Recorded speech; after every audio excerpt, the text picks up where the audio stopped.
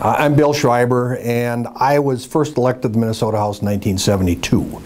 Linda Scheid was my opponent in 1974. That was the first time we had met. Now, my wife knew Linda because they graduated from high school together. Our children were about the same age, but they went to different elementary schools in Brooklyn Park. Her children went to Crestview, mine went to Birch Grove. So we didn't have that interaction with the schools, and we met, obviously, because Linda chose to run against me. I won in 1974, which was quite a remarkable feat because for Republicans that was the year of after Watergate, and most Republicans didn't fare well.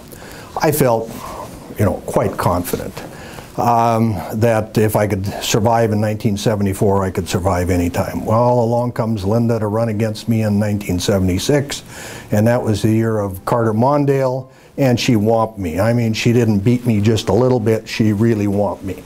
So I had the tail between my legs, but still had the desire, and ran against Linda in 1978, and of course that was the so-called Minnesota Massacre when Durenberger and Boschwitz were elected, and Al Quie was elected, and the House picked up like 33 seats, and I was one of those 33 seats. So that was the end of the campaign between Schreiber and Scheid in 1978. In 1982 we had redistricting, and suddenly Linda and I were in different districts. She ran in the southern part of Brooklyn Park, I ran in the northern part of Brooklyn Park. We were both elected and then served together. And it was a marvelous relationship because Linda could get along well with the Democrats, I could get along well with the Republicans. And as it related to the community, whether that be the Osseo School District or the City of Brooklyn Park, or working jointly together on highway projects for the area, Linda and I worked very well together. Later on then, when Linda went to the Senate and I retired from the legislature, began to serve as a lobbyist first at Department of Transportation and then with Mesley and Kramer. I didn't work the issues that Linda was deeply involved in with commerce and so on. But it was always a good special relationship, and Linda was so easy to work with because she cut through the politics of things. Linda's desire was to hear about the problem, try to find a path with solutions that made sense for everyone, and she worked hard at it. I think she was an excellent role model. I think maybe the most remarkable attribute of Linda is that the title of senator or representative did not go to her head.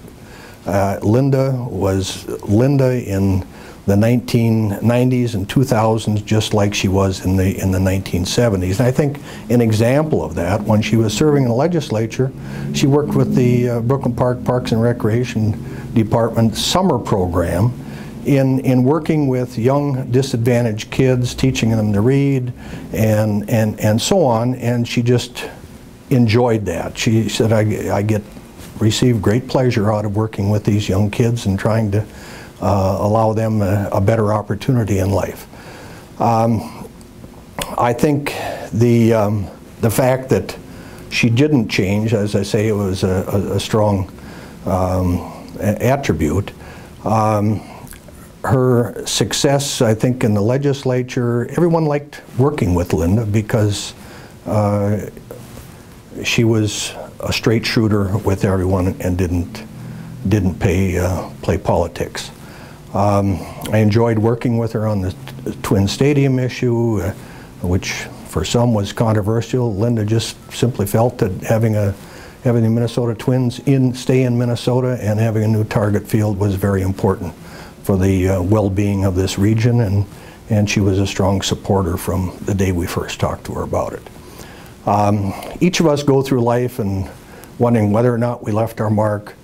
Linda did in a very positive fashion. The fact that she was a Peace Corps worker, said that she wanted to help people. She did that throughout her tenure in the Minnesota legislature, and I think one can say, Linda Scheid, job well done. Linda tried tried to set aside the real partisan political elements of the. Linda was not a big spender. She was a Democrat, and there was no question about that. She probably wouldn't fit within the Republican Party. But nevertheless, she was not a big spender, not an extremely liberal person, and looked for solutions, and I think treated people fairly.